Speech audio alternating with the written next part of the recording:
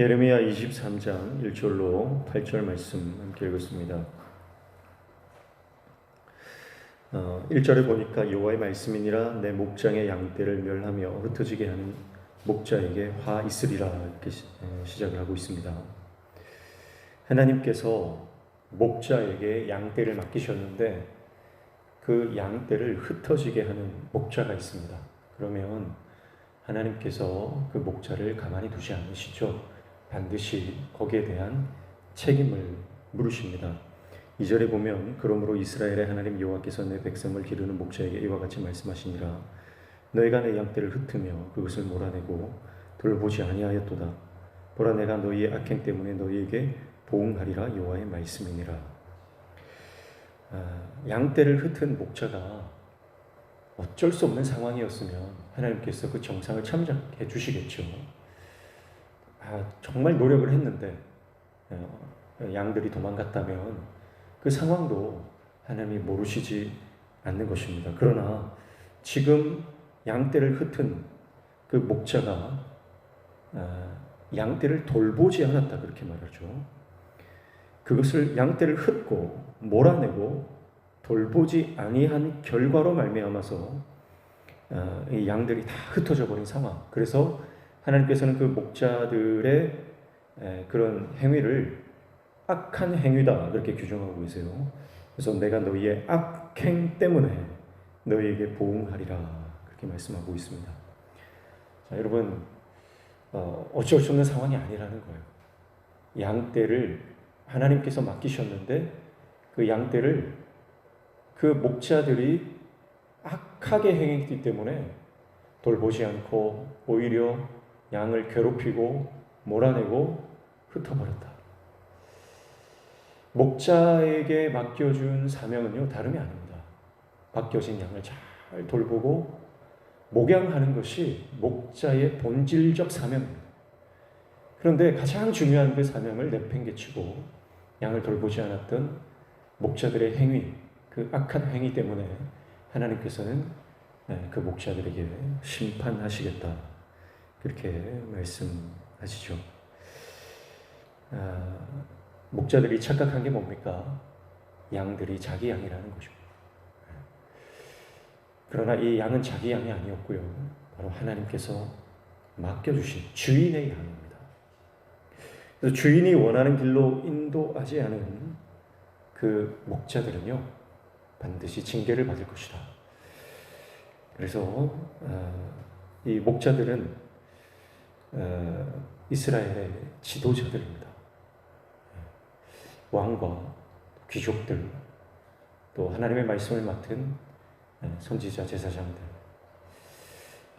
그들은 하나님께서 막중한 임무를 맡기셨지만 그 지도자의 책임을 다하지 못했기 때문에 하나님께서는 그 엄중한 책임을 그 목자들에게 이스라엘 지도자들에게 물으실 것이다 그렇게 말씀하고 있죠. 사실 오늘날도요 교회가 깨어지고 분열되는 거의 대부분의 일들은 목회자들 때문인 것을 보게 됩니다. 부산에도 한 교회에서 목사님이 은퇴를 앞두고 후임자까지 다 내정된 상황에서 은퇴를 번복하게 되죠. 그래서 교회가 큰 어려움을 당하게 되죠. 그래서 수백 명이 되는 성도들이 그 목사님께서 은퇴를 번복하신 그 사건 때문에 상처를 받고 교회를 떠나가게 됩니다. 지난번에도 한번 그 말씀을 드렸지만 그 이찬수 목사님 후원해 주시는 그 교회, 그 개척교회 사정을 한번 말씀드렸죠. 목사님이 은퇴를 하면서 교회가 감당할 수 없는 전별금을 요구하고 그로 인해서 교회가 큰 어려움을 당하게 됩니다. 대부분의 이 교회들의 문제를 보면은 하나님께서 맡겨주신 그 양떼를 잘 돌보지 못하는 자신의 사리사욕을 추구하는 그 목회자들의 잘못 때문에 교회가 사분오열되고 분열되어지는 그런 어려움을 겪게 되는 것입니다. 그러나 하나님께서는 그것에 대한 책임을 물으시겠다는 거예요.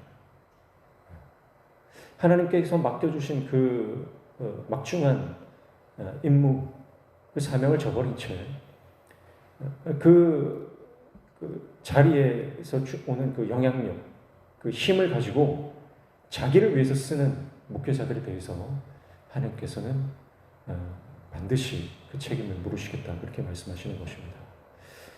여러분, 목회자뿐만 아니라 오늘 저와 여러분에게 하나님께서 직분을 맡기실 때는요, 그 직분에 합당한 책임을 반드시 하나님 물으신다는 거죠.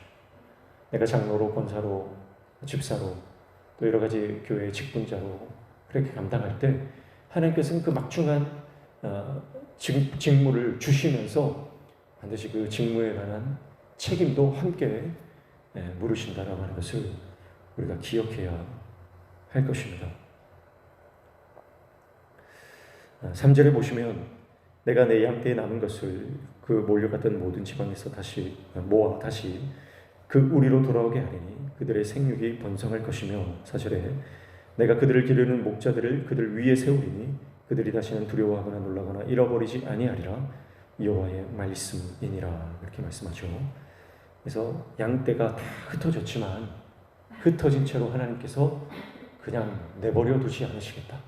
다시 그 양떼를 모으고 그 양떼를 위한 목자들을 붙여주실 것인데, 하나님께서 다시 그들을 회복시켜 주실 때는 그들에게 다시 두려움이 없고 다시 잃어버리지 않겠다, 그렇게 말씀하고 계시죠.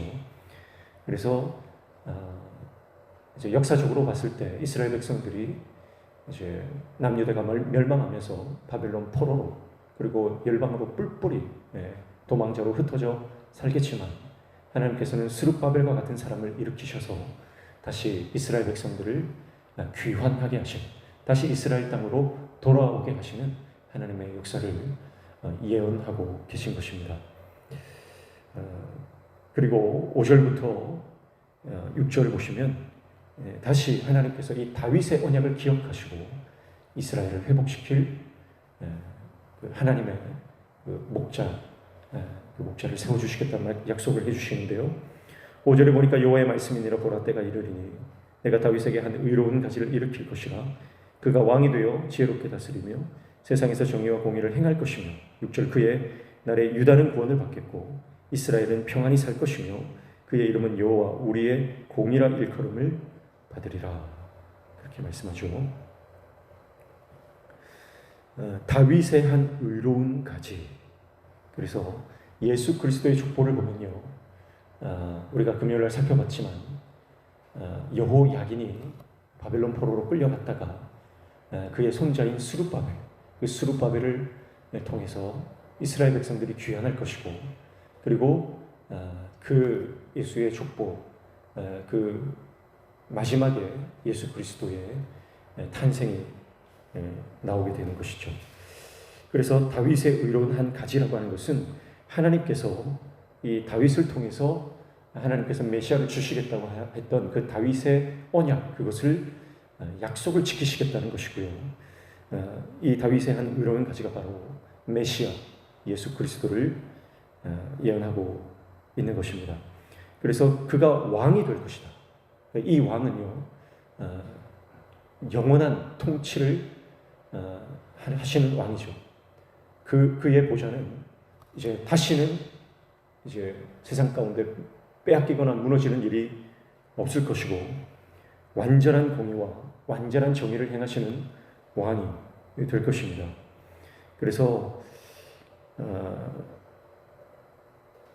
공평과 정의로 백성을 다스리시고 하나님의 나라를 일으켜 세우실 영원하신 왕, 예레미야 선지자가 그토록 고대하던 이 땅의 모든 구약의 선지자들이 그토록 기다리던 하나님의 종, 그 메시아를 하나님께서 약속하고 계신 것이죠.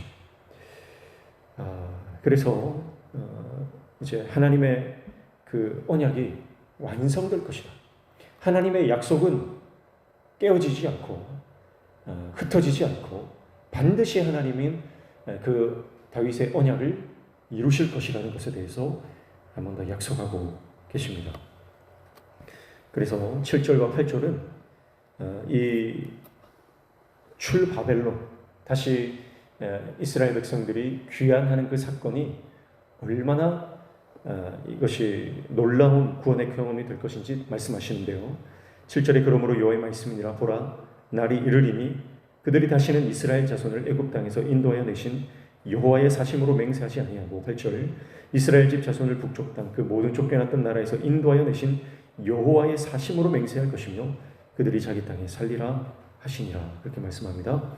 자, 이전에는 출애굽 사건이 이스라엘 백성들의 가장 중요하고 가장 큰 사건이었다면, 그래서 이스라엘 백성들이 맹세를 할 때는 출애굽시키신 하나님을 바라보면서 맹세를 했다면, 이제부터는 이 출바벨론, 이스라엘 백성들이 귀환하는 이 사건이 가장 위대한 사건이 될 것이다.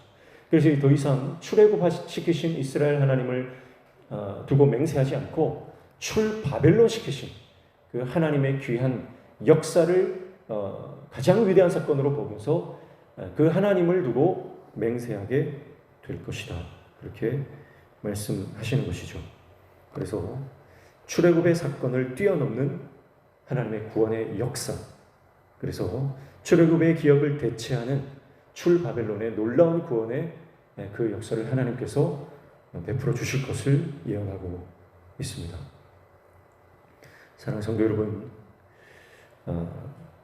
인간의 실수와 인간의 잘못으로 인해서 재앙이 임하지만, 그러나 하나님은 고통받는 백성을 가만히 내버려 두지 않으시고 하나님의 신실하신 언약 때문에, 아브라함에게 주신 그 언약, 다윗에게 주신 그 언약 때문에 하나님께서 약속하신 그 약속을 반드시 이행하시겠다 말씀하시는 것이죠.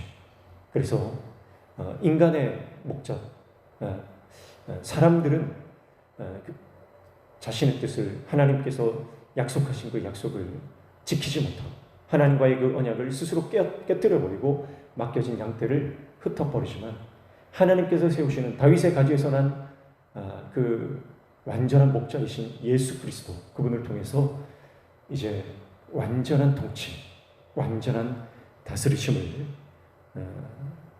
하나님께서 약속하고 계신 것입니다. 사랑하는 성도 여러분, 오늘 우리는 이 예수 그리스도와 동행하며 예수님의 다스리심, 그 통치를 받고 살아가는 하나님의 백성된 삶을 살아가고 있는 것이죠. 재앙과 심판의 선언 가운데 하나님은 곳곳에 하나님의 은혜와 하나님의 회복의 역사들을 예언해 놓고 계십니다. 그분의 인도를 받을 때 우리는 영원한 평강과 기쁨과 안식 가운데로 들어가게 될 줄로 믿습니다. 오늘도 그 하나님의 약속, 그 언약을 바라보시면서 주님과 동행하는, 그래서 그분의 통치와 다스리심을 받는 하나님의 백성들이 다 되시기를 주님의 이름으로 축복합니다. 기도하겠습니다. 하나님 아버지, 우리를 포기하지 아니하시고 우리를 끝까지 붙들어 주시며 은혜를 주시는 그 하나님의 긍휼하심과